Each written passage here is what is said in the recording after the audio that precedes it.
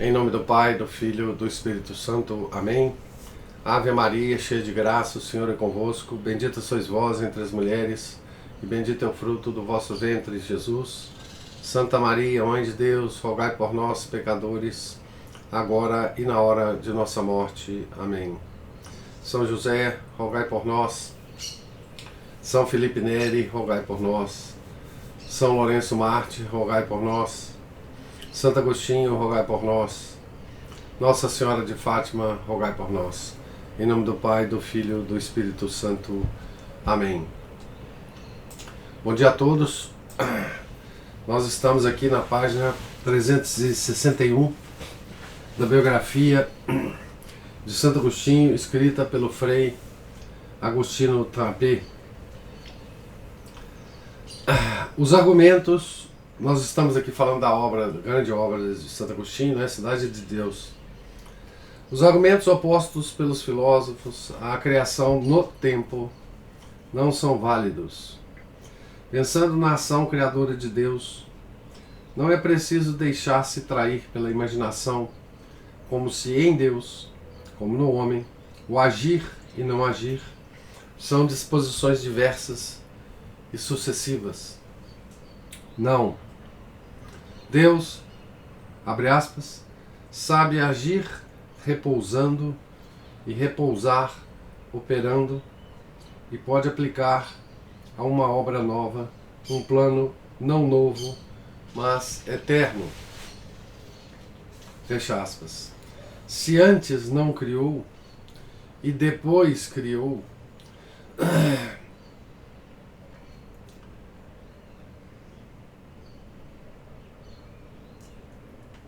abre aspas, o antes e o depois se verificam sem dúvida nas coisas que antes não existiam e depois existiram. Mas em Deus, nenhuma vontade subjacente mudou ou modificou a vontade precedente. Nele, uma única, mesma, imutável e eterna vontade fez com que as coisas criadas antes não fossem, até que fossem, e depois foram quando começaram a ser. Fecha aspas. Nem todos podem entender isso, observa o nosso doutor, mas para aqueles que o podem, a criação no tempo demonstra admiravelmente que Deus criou as coisas por bondade gratuita, expressão entre aspas, sendo feliz sem essas na eternidade que não tem princípio. Deus o tanto criou, não só o universo e os homens, mas também os anjos. Criou todos bons, mas nem todos permaneceram tais. De fato, abre aspas, enquanto uns permaneceram constantemente unidos ao bem comum, que é o próprio Deus, unidos, isto é, à eternidade, à verdade, à caridade de Deus, os outros, comprazendo-se nos próprios poderes, como se esses mesmos fossem o próprio bem, precipitaram das nobrezas do bem comum, fonte de felicidade, até as coisas próprias, e, tomando o fausto da arrogância pela excelsa glória da eternidade, a astúcia da vaidade pela certeza da verdade, o interesse do particular pela indizível caridade, tornaram-se soberbos, enganadores, invejosos. Fecha aspas. Nasceu assim duas categorias de anjos, os anjos bons e os anjos maus. A distinção não depende, observa cuidadosamente Agostinho, de sua natureza, que em todos era e é boa, porque a obra de Deus, abre aspas, autor e criador, bom de toda substância, fecha aspas, mas, abre aspas, da diversidade de suas vontades e desejos. Também o homem foi criado bom, foi criado à imagem de Deus, e por isso é ápice e coroa do universo sensível. Agostinho insiste nisso. A insistência é devida a razões polêmicas e, podemos dizer, autobiográficas.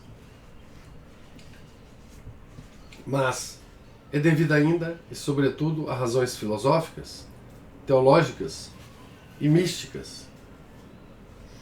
A criação do homem à imagem de Deus representa uma tese fundamental, uma pilastra insubstituível, uma síntese luminosa do pensamento agostiniano.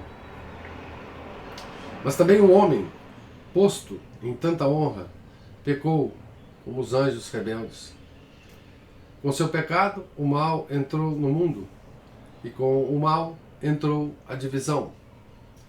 As duas cidades descortinaram-se no palco da história com Caim e Abel, que são os seus protótipos e, por assim dizer, fundadores.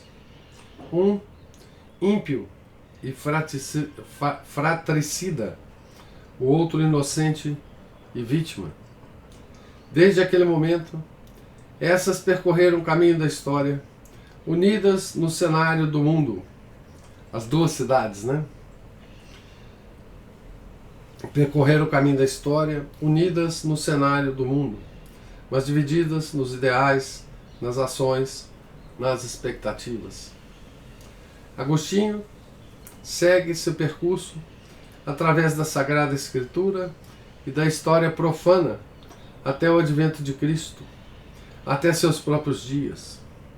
Ele as vê caminhar paralelamente, mas sempre em contraste. Um contraste que se torna, com frequência, aberta perseguição e sofrida injustiça, abre aspas. Assim, neste mundo, nestes dias ruins, não só desde o tempo da presença corporal de Cristo e de seus apóstolos, mas desde o tempo do próprio Abel, o primeiro justo morto pelo irmão ímpio, até o final do mundo, a Igreja percorre sua peregrinação entre as perseguições dos homens e as consolações de Deus. Então, veja que trajeto, né, Santo Agostinho faz para fundamentar o seu conceito das duas cidades, né? A Civitas Dei e a Civitas Omnibus. A cidade de Deus e a cidade dos homens, né? Ele vai fundamentar a queda do homem, né? Vai comparar com a queda dos anjos, né? E depois da queda vai fundamentar as duas cidades em Caim e Abel. E depois vai entrar na história profana, a história do homem propriamente dito, né? E vai identificar a igreja, né? A igreja como essa cidadela, como essa fortaleza na cidade de Deus, né? E suas perseguições, né? À igreja, né? Mas se é verdade que as dores injustamente infligidas pela cidade do mundo torna mais triste o caminho da cidade de Deus, é verdade também que bens e males são comuns nessa terra a uma e outra cidade, mas não é comum o uso que fazem deles, porque não é comum o espírito que as anima. Abre aspas.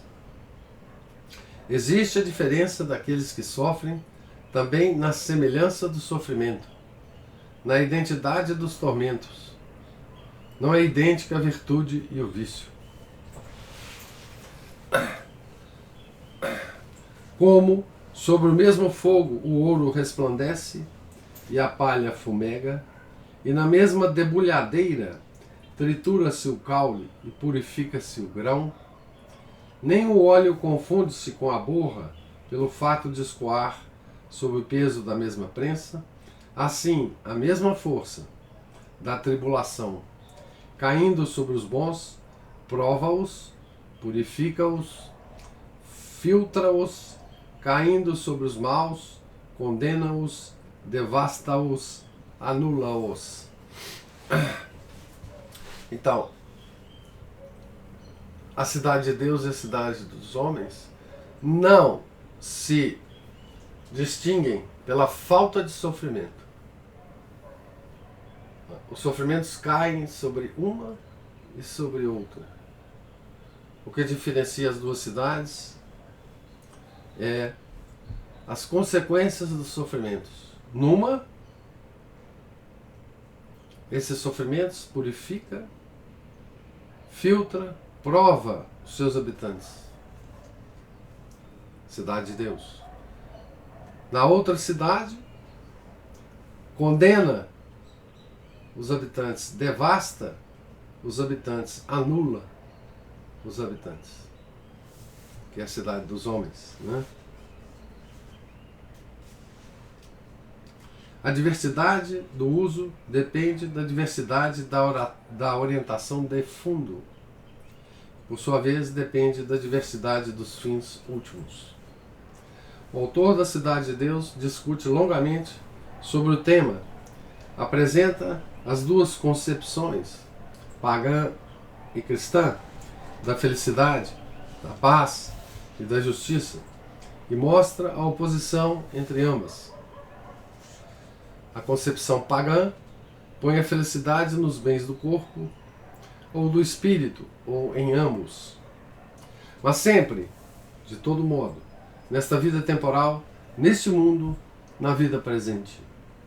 A concepção cristã, ao contrário, põe-na na vida futura, isto é, na vida eterna, conhecida por meio da fé, esperada por meio da esperança, alcançada por meio da caridade, com a ajuda da graça.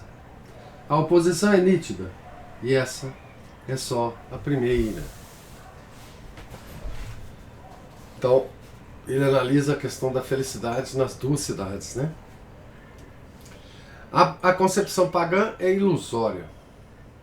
Não podem assegurar a felicidade nem nos bens do corpo, que são incertos, fugazes, agitados pela dor e suprimidos no fim pela morte.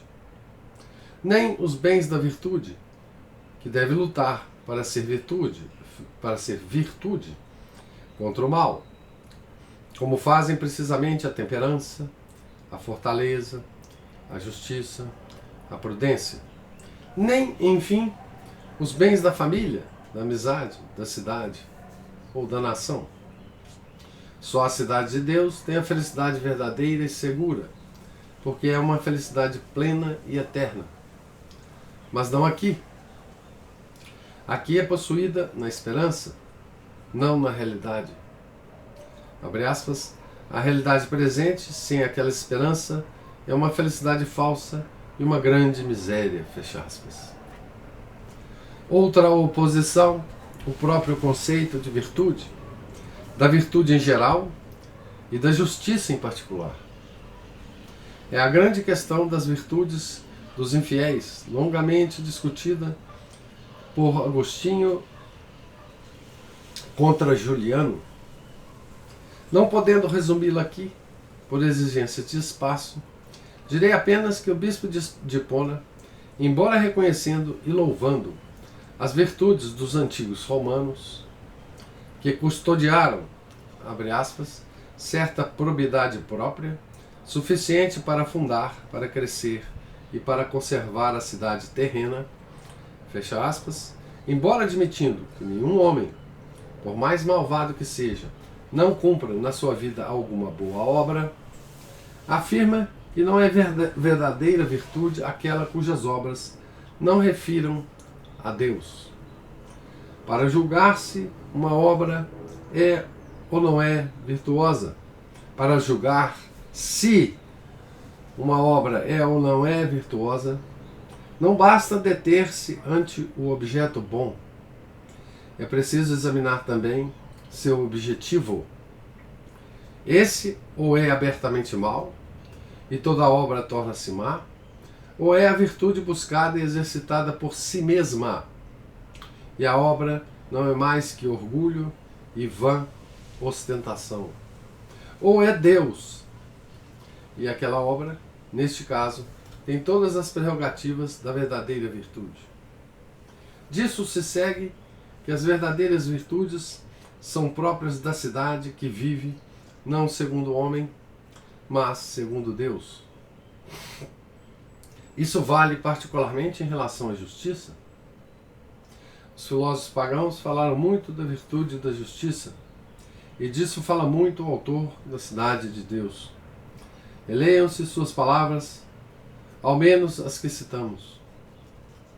Mas o livro 19 é dedicado a mostrar que não há verdadeira justiça onde o homem não estiver sujeito a Deus. A ordem natural exige que o corpo esteja sujeito à alma e a alma a Deus. Se falta a segunda submissão, não se pode haver, em sentido pleno, a primeira.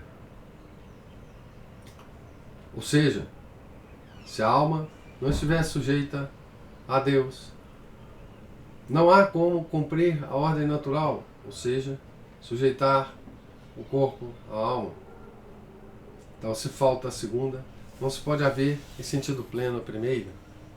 Por isso, também quando o espírito comanda o corpo, se por sua vez não obedecer a Deus, não pode haver a verdadeira justiça. Este é o outro motivo de oposição, e talvez o mais profundo, entre as duas cidades. Abre aspas. A cidade dos maus, rebeldes à autoridade de Deus, que lhe manda oferecer sacrifícios só a Ele, na qual, portanto, o espírito não comanda o corpo, nem a razão os vícios, com retidão e integridade, é privada da verdadeira justiça. Fecha aspas. Essa se encontra, pelo contrário, naquela cidade da qual é fundador e governante Cristo. Fecha aspas. Agostinho, portanto, partindo da definição de Cícero, afirma que a República Romana não foi nunca uma república porque, não tendo havido aí o culto ao verdadeiro Deus, não teve a verdadeira justiça. Ora, onde não há justiça, não há nem mesmo o direito. Como consequência, não há o povo, vale dizer, seguindo a definição ciceroniana, uma multidão associada no reconhecimento do direito e na comunhão dos interesses. É claro que o bispo de Hipona não fala aqui de direito positivo, mas de direito originário, que tem por objeto a justiça e identifica-se com essa. Não um conceito jurídico, mas um conceito filosófico e teológico. A República Romana pode bem chamar-se república, mas mudando a definição de povo, como faz precisamente o nosso autor. A diversidade sobre a noção de justiça faz surgir outra sobre a noção de domínio e de paz. Uma cidade, de fato, busca a glória do comando e é dominada pela paixão do domínio. A outra, ao contrário, serve também quando comanda. Abre aspas. Na cidade do justo, que vive da fé, e está ainda a caminho da cidade celeste, também aqueles que comandam servem àqueles aos quais parecem comandar.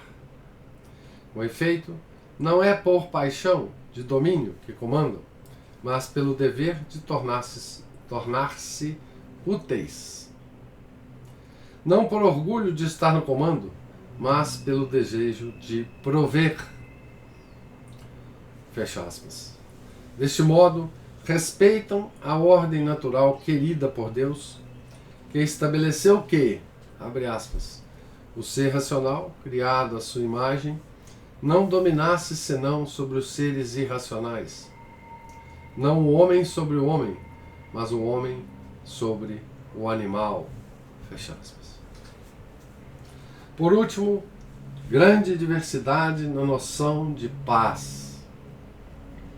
A paz é uma aspiração de todo homem, de todo povo, de todo ser. Não se pode não amar a paz. Amam-na e buscam-na também aqueles que fazem a guerra.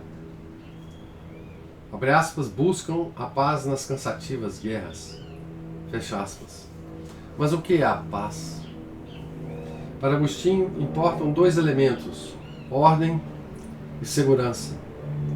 É conhecida a definição agostiniana de paz, tornada já tradicional. A paz é a tranquilidade na ordem. Definição que, aplicada aos homens, torna-se a ordinata concordia. A ordenada concórdia dos habitantes no comandar e no obedecer é a paz da casa. A ordenada concórdia dos cidadãos no comando e na obediência, a paz da cidade. Paz no lar e paz na sociedade, né?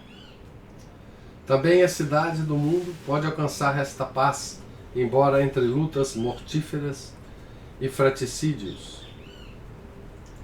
Mas a cidade de Deus tem a sua paz, que é a verdadeira, e é a fonte de qualquer outra paz que não seja aquela da iniquidade impune.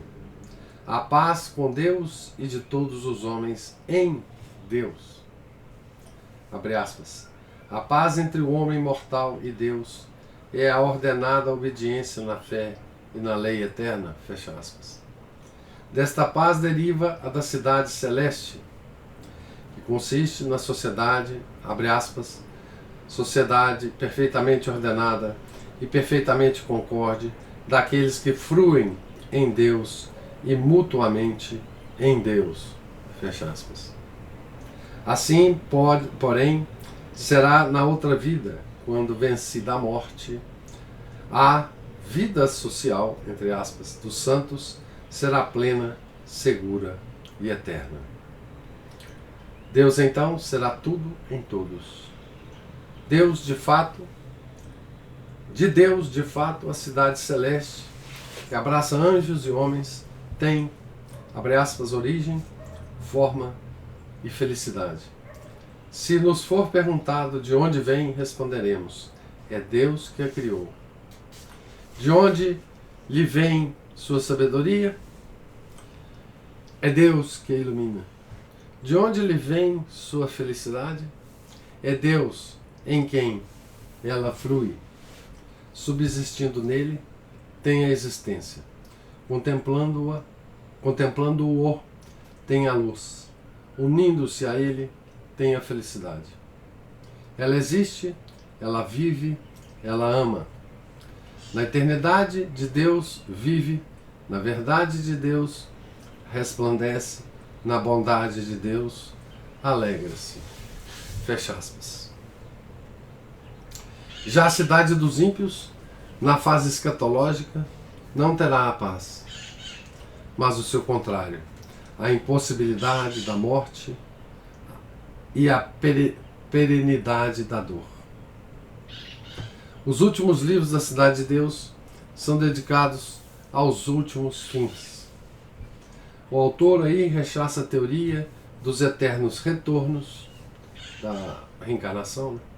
E defende a ressurreição futura contra o riso dos pagãos, demonstrando que na síntese cristã encontram-se e reconciliam-se Platão e Porfírio. Aí defende igualmente contra falsas opiniões cristãs a eternidade dos respectivos destinos das duas cidades. A obra fecha-se com a visão beatificante do gozo de Deus. Abre aspas, lá repousaremos e veremos. Veremos e amaremos. Amaremos e louvaremos. Eis aquilo que será no fim sem fim. Fecha aspas. São oportunas a essa altura algumas observações.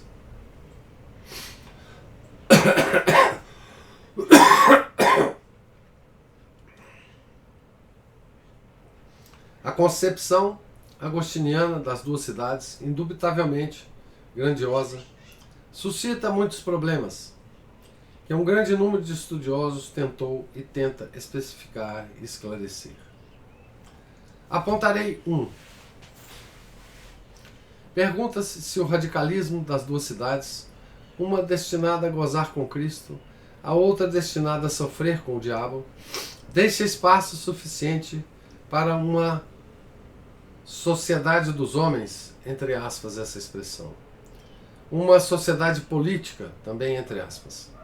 Ou, como outros a chamam, uma sociedade terrena espiritual, também expressão entre aspas. Ou, em todo caso, um tertium quid. Não podendo, por exigências de espaço, entrar no mérito da questão, direi, para ajudar o leitor destas páginas, para ajudar o leitor que dessas páginas passasse a leitura da obra-prima agostiniana, que as duas cidades são uma concepção mística, isto é, espiritual, ideal. Sem dúvida, objetivam-se na história, onde operam as forças do bem e do mal. Mas seria um erro grave identificá-las com a Igreja, por um lado, e com o Estado, por outro. A Igreja terrena, como instituição, é portadora dos valores da cidade de Deus, mas nem todos nela pertencem a essa cidade. Pode-se fazer essa identificação, e frequentemente a faz Agostinho, somente em um sentido determinado, que é o espiritual e escatológico.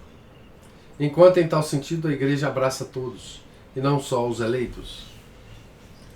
Menos ainda se pode identificar o Estado com a cidade do diabo. Para o autor da cidade de Deus, o Estado não nasceu do pecado, como algumas vezes pretendeu-se interpretar seu pensamento, embora algumas de suas manifestações e algumas de suas tarefas, como a coercitividade, estejam ligadas ao pecado. O Estado, como a domus, como a civitas, domus é casa, né? Civitas é cidade, nasceu da natureza social do homem e tem tarefas e bens próprios. Agostinho resume as primeiras no tríplice ofício de comandar, prover e conciliar. Os segundos no bem supremo da paz. Dessa paz usufrui também a cidade celeste. Abre aspas para Santo Agostinho. Infeliz, portanto, o povo que se tornou estranho a Deus. Todavia, também esse ama certa paz, que lhe é própria, e que não se deve condenar, mas que não gozará dela mais tarde, porque não se serve bem dela antes do fim.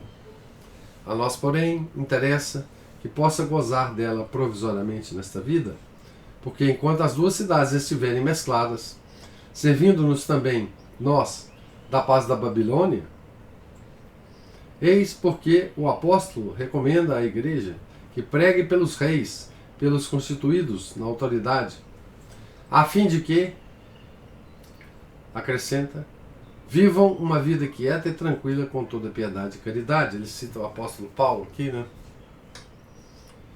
É necessário, porém, acrescentar que para construir esta paz, e por isso para fundar o Estado sobre a justiça, e para criar o bem-estar social, a cidade de Deus dá uma contribuição não secundária, através dos bens que lhes são próprios. Não em vão, a obra agostiniana exerceu uma grande influência sobre o pensamento político da Idade Média. Mas sem colocar sob a égide do bispo de Hipona tudo aquilo que esse pensamento propôs e defendeu, não se pode desconhecer quanto sua obra tenha contribuído para trazer à luz a eficácia social, política e política do cristianismo. Pois bem, aqui o nosso autor fecha o capítulo sobre... Então, o segundo capítulo sobre a cidade de Deus, né? e trazendo mais alguns elementos, né,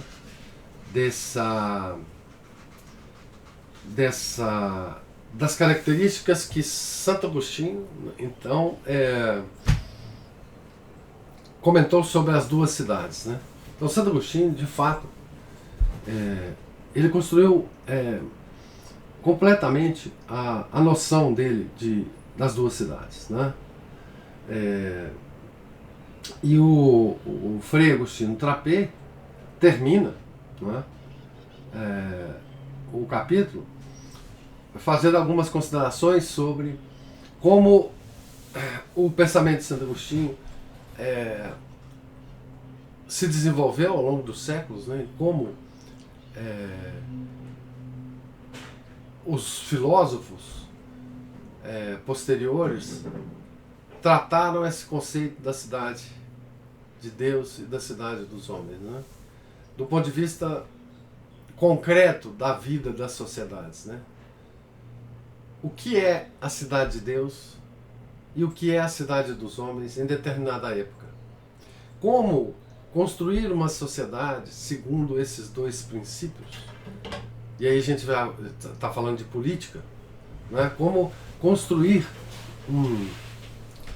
uma organização política de uma comunidade baseada nessas ideias, né?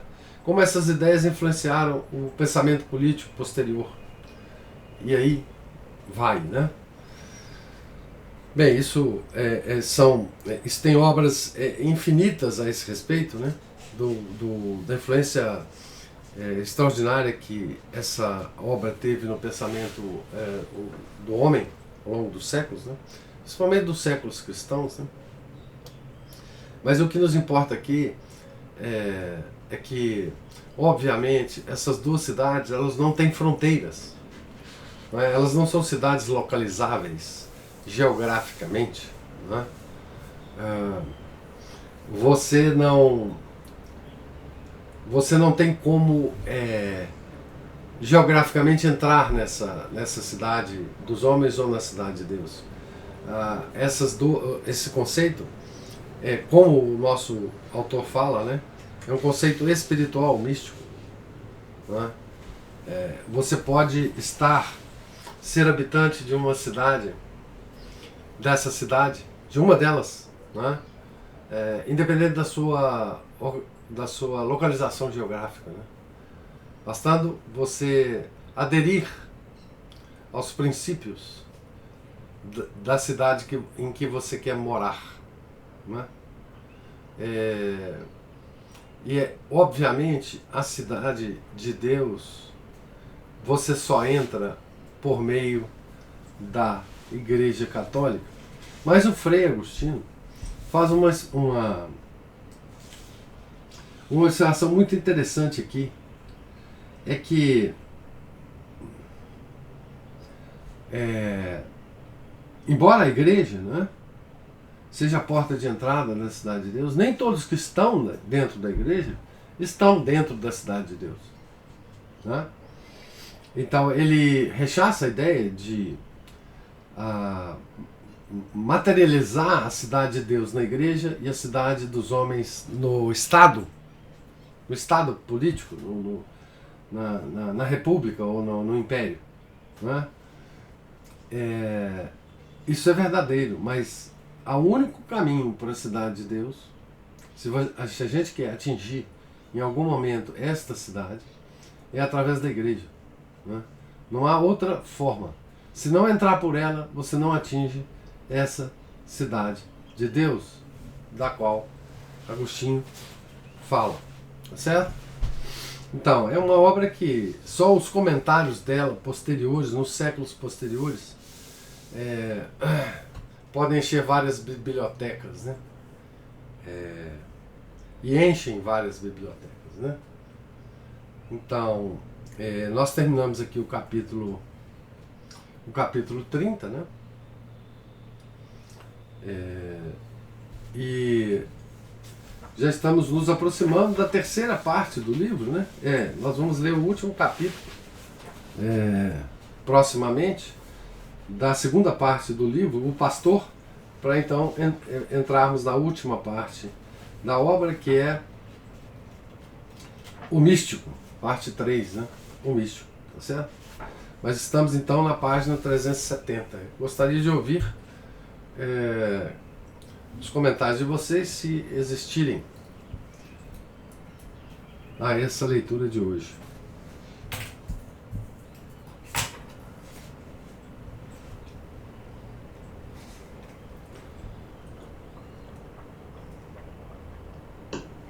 E aí, professor? Ô, Márcio. Bom, desses conceitos aí de paz, toda essa situação, a gente vê que atualmente estamos em guerra, né? Estamos. E a própria paz, por exemplo, tem um dos lemas da Ordem Beneditina é a Pax, né? A paz com Deus. Não é a Pax Romana, né? Não é a Pax Romana. Nem a Pax Romana, nem a paz dos governos, dos narco-estados, né? Nem nada, nem desses estados maçônicos, que a paz para eles significa guerra contra nós. Né? É a paz nas favelas, né? Que é imposta pelos traficantes. Também, nem esse tipo de paz. Né? Nós temos, além de ter essa guerra constante espiritual até o último segundo de vida, a gente vê, né, no ambiente econômico, social, político, profissional, todos, até familiar, inclusive, em vários lugares, falta essa paz, né? Esse conflito eterno aí, essa mistura dessas duas cidades, né? Eu achei muito interessante. Esses trechos que falam da Cidade de Deus me deixaram bem interessado em ler a Cidade de Deus, que comprei muito tempo atrás, deixei na estante, já viu? Eu também, eu só li extratos dela. Então fiquei bem interessado, achei muito, muito interessante isso aqui. Tem uns livrinhos que eu leio aos poucos, assim, livrinho de cabeceira para poder, antes de dormir, ou de manhã cedo, alguma coisa assim, mas esse aí eu vou colocar na minha lista como o próximo empreendimento aí nessa parte. Mas era isso, né? Essa mistura toda do joio e do trigo, né? Da Cidade de Deus e da Cidade dos Homens misturados aí. E a tristeza de ver isso muitas vezes nas paróquias, né? Dentro da igreja, os contra-testemunhos, e as pessoas que espantam os outros graças às más ações. Embora também o capiroto, né? Dizem os santos que o capiroto fala que quem está sabendo que o nosso Senhor está fazendo o tiro certo. E aqueles que fogem dela devido aos contra-testemunhos, é o capiroto que conduz as pessoas até a verem isso. Se não me engano, até o próprio Santo Agostinho disse isso. Né? Mas o que eu tinha a dizer é só isso. Se eu quiser desenvolver alguma coisa mais em cima, a gente fica agradecido. Aliás, professor, muito obrigado, que o senhor está aí valentemente lutando, né, com a voz. Agora, inclusive, tomando antibiótico, estão melhorando já, pelo menos, um pouquinho. Pô, que bom. Okay. Nós agradecemos a dedicação do senhor também, tá? Muito obrigado. Então, essa divisão das duas cidades, certamente não foi a intenção de Santo Agostinho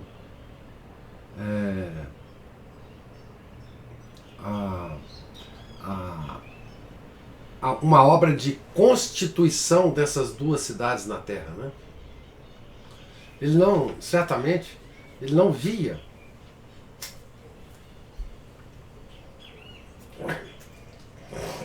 a organização política da sociedade como uma divisão entre aqui é a Cidade de Deus, tem essa porta aqui, você entra por ela,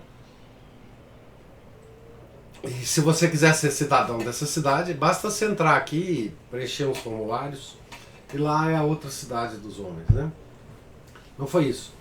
Santo Agostinho construiu esses dois conceitos como uma chave de explicação da história, de toda a história do homem.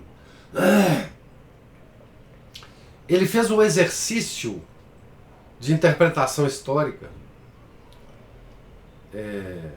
para nos mostrar como se faz isso, né? Ou seja, depois de construído o conceito, ele interpretou a história até o tempo dele, né? Desde da queda até o tempo dele, né? Ele agiu como ele achava que todos nós, lendo a obra dele, devíamos agir, né? Ou seja, é óbvio que ele não quis que a obra dele fosse uma obra política, de constituição política de duas cidades, né? O que ele quis nos mostrar é que, né,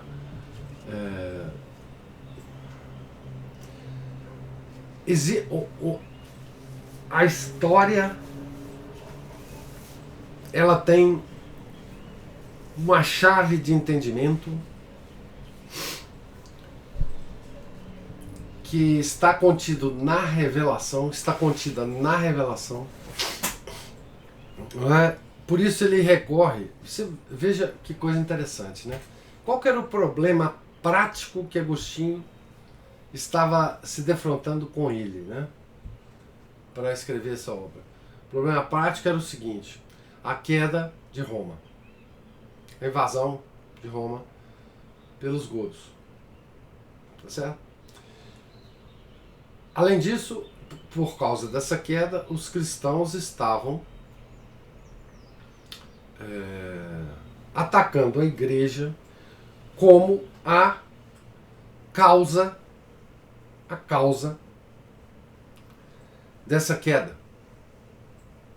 Então, Santo Agostinho, para responder a essa situação prática, criou essa obra extraordinária, né? Então,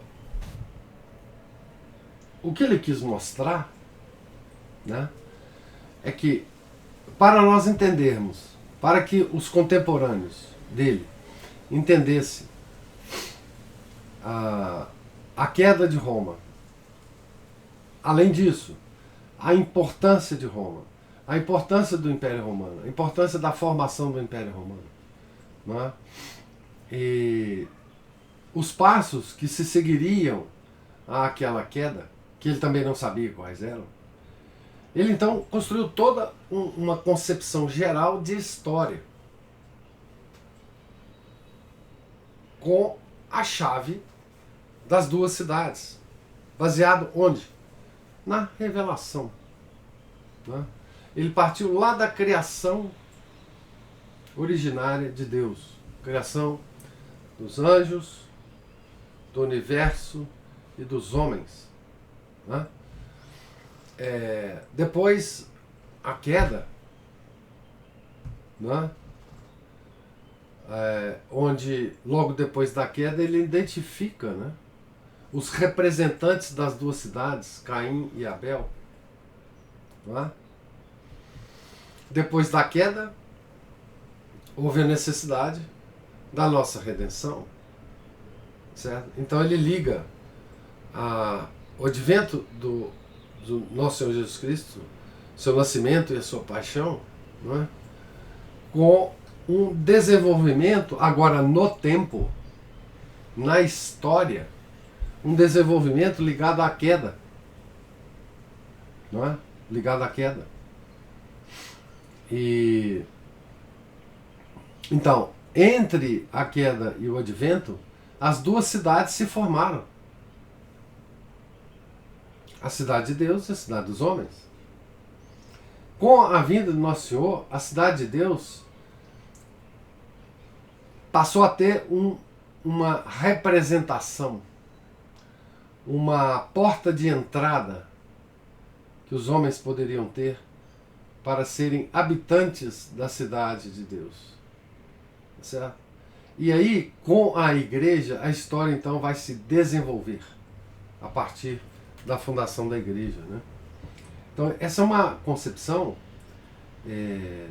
absolutamente extraordinária, grandiosa, de análise histórica, né? É uma concepção de uma chave de entendimento da história. E que perdura, que deve perdurar, principalmente para nós católicos, né? Entrar na igreja, como o próprio autor aqui nos fala, não é necessariamente entrar na cidade de Deus, né? Mas quem não está na igreja não está na cidade de Deus, não pode estar na cidade de Deus, né? Então essa é a grande concepção, a grandiosidade da concepção de Santo Agostinho, né? De entendimento histórico, né? De concepção escatológica do nosso fim, inclusive, né? Do nosso fim. As duas cidades serão... os habitantes das duas cidades terão fins diversos, não é? Que serão cristalizados na eternidade. Por enquanto, nós podemos mudar de cidade, né? Depois não poderemos mais, né? Será cristalizado ao longo da eternidade a nossa posição de habitante de uma ou de outra cidade, né? Enfim, é uma coisa extraordinária a obra desse homem, né?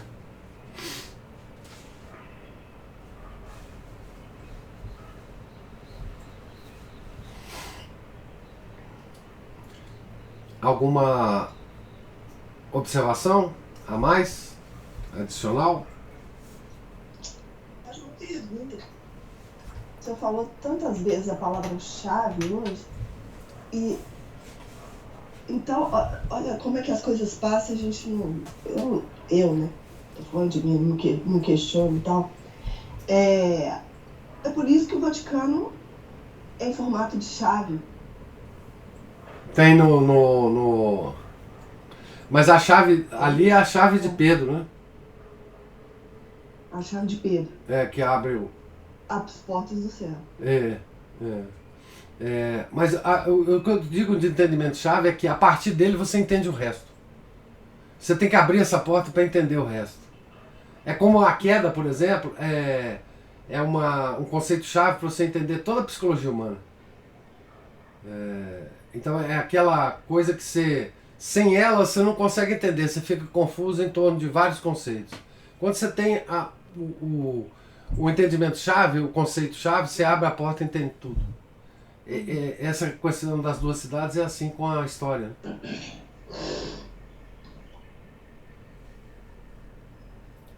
É nesse sentido que eu falo de... Quer dizer,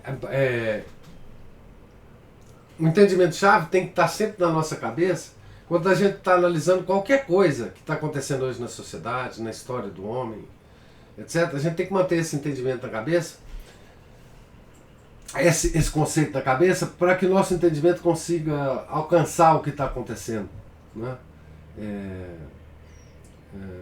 Nesse sentido que eu chamo isso de chave, né?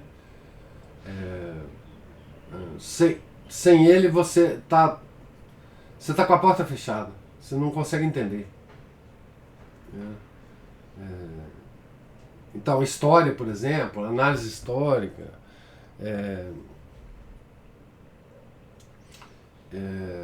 enfim, por exemplo, você pega qualquer livro de história universal, né? História universal. Se você não tiver a história universal, ela pode ser apenas uma sucessão de acontecimentos interconectados sem sentido algum, que é o normal quando a gente lê qualquer livro de história por aí, né? Mesmo grandes historiadores, mesmo aqueles historiadores que são, digamos assim, paparicados pela mídia. Eu não estou dizendo maus historiadores, tá? Eu não estou querendo dizer esses historiadores de boteco que tem muito aí nas livrarias de aeroporto hoje em dia. Eu estou querendo dizer grandes historiadores mesmo, né? mesmo esses grandes historiadores, a maior parte deles não tem essa chave de entendimento. Porque eles não veem, por exemplo, o advento de nosso Senhor Jesus Cristo como toda a chave da história do homem. Como é que esse advento mudou a história, né? E como é que ele transformou a face do mundo. Então, eles apenas narram sequências de eventos. Podem ser grandes eventos, podem durar séculos, ou podem ser eventos menores. Esses historiadores, eles detectam sequências de eventos, ou seja, um evento que foi causa de muitos outros eventos, consequências. Mas eles não têm essa síntese agostiniana, que liga desde a revelação até o final dos tempos, né? Então essa é a chave de entendimento que Santo Agostinho nos trouxe, né? Para nós reinterpretarmos toda a história do homem aqui na Terra, né? É disso que é por isso que eu falo que é uma chave de entendimento. Como o pecado original é chave de entendimento, né? Que está ligado com a concepção agostiniana, que parte do pecado. A cidade de Deus e a cidade dos homens, ela passou a existir na história depois da queda, né? Então a queda continua sendo uma chave de entendimento. Mas aí aparece esse conceito das duas cidades, né? Que é uma coisa extraordinária, né? Que Deus quis que a gente soubesse pela obra de Santo Agostinho.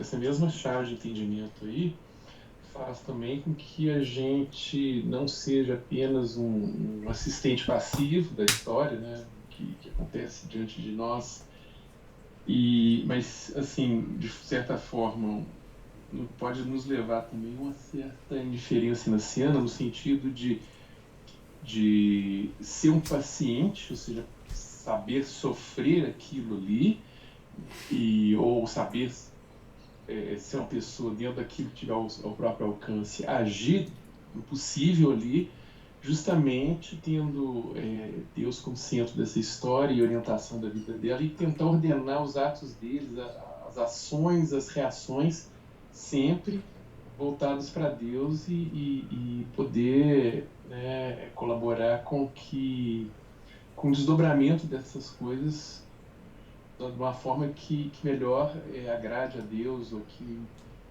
ou seja, tudo para a maior glória de Deus e bem e salvação das almas, inclusive da própria pessoa e de quem ele puder influenciar. Não sei se eu me fiz claro. Fez perfeitamente. Quer dizer, a providência, ela tem uma participação histórica fundamental, e isso nos deve levar a um sentimento que falta hoje a nós católicos, que é o seguinte: se nós pensarmos nas duas cidades, né, os sofrimentos que Deus dá aos homens para salvá-los, eles têm consequências diferentes nas duas cidades, né? Então, se você pensa, por exemplo, hoje, em um certo local do mundo, uma certa população sofrendo certos sofrimentos, ali, tendo as duas cidades, cada uma das cidades vai pegar esses sofrimentos e fazer algo diferente com eles, né? É como os dois ladrões, um do lado do outro na cruz, né? Ambos sofrendo e deram utilização diferente dos sofrimentos, né? Um se salvou, o outro não se salvou. É mais ou menos isso da cidade de Deus e da cidade dos homens. Há movimentos na história em que esses movimentos não podem ser parados ou desviados por ação humana individual. São movimentos providenciais, que vem com uma força muito grande. Né? Mas nós nunca podemos esquecer que a história dos homens não é uma sequência de acontecimentos aleatórios. Né? A providência está sempre em ação. A história é a história humana é a história da salvação dos homens. Portanto, a providência está intimamente relacionada a todos os movimentos da história. Então, isso que você falou é verdade. Isso nos dá, por um lado, a magnitude da obra de Deus. E, por outro, nos dá a pobreza das nossas próprias forças para mudar esses grandes acontecimentos. Não vai ser assim. Né?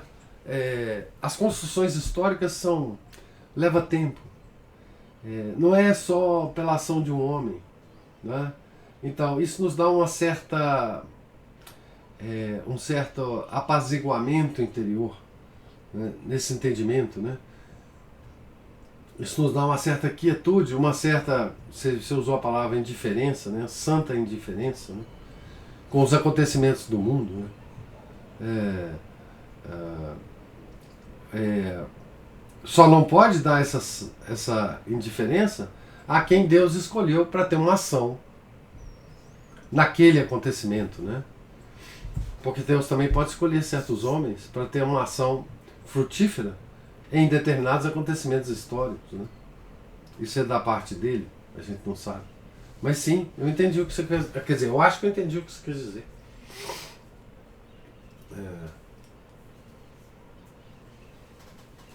Foi isso mesmo, professor. Eu não quis falar demais para poder não tomar mais tempo aqui do senhor. E o senhor colocou uma coisa muito interessante, né? O Calvário deixando as lições de novo, né? O bom, do mau ladrão, que é exatamente isso que você colocou, né? Essencialmente, cidade de Deus, cidade dos homens. É isso aí. Foi ótimo. Muito obrigado. Eu costumo dizer, Márcio, o seguinte, que a única coisa que você pode ter certeza que vem de Deus na sua vida são os sofrimentos. Porque os deleites, as consolações podem ser notícias fake do demônio. O demônio consegue imitar Deus nessas pretensas consolações, essas coisas da RCC, né? Falar em línguas, repousar no espírito, essas coisas todas. Isso pode ser muito bem demoníaco, mas o sofrimento não é. A única coisa que você pode ter certeza que vem na sua vida da parte de Deus é o sofrimento. E no Calvário estava muito claro, né? 2 ladrões que mereciam ser crucificados. Né? Cada um de um lado de um homem que não merecia ser crucificado. Um homem Deus. E só um dos ladrões reconheceu isso. Então, o sofrimento nesse ladrão, no São Dimas, o fez reconhecer Deus. E o outro só fez blasfemar, né? Então, aquele ali, digamos assim, se eu posso dizer, né? E é eu que estou dizendo, o bom ladrão é o representante da cidade de Deus. E o mau ladrão é o representante da cidade dos homens. É simplesmente assim. Resumido numa cena, né? Esse resumo é meu, hein, gente? Não é de ninguém, não. Quer dizer, tem todas as possibilidades de estar errado e equivocado. Mas é isso. São Dimas é o representante da cidade de Deus e o outro é o da cidade dos homens.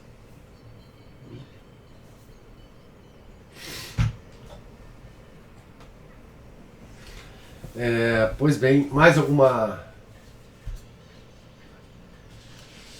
observação? Então nós estamos aqui na página, vamos começar a ler amanhã a página 371,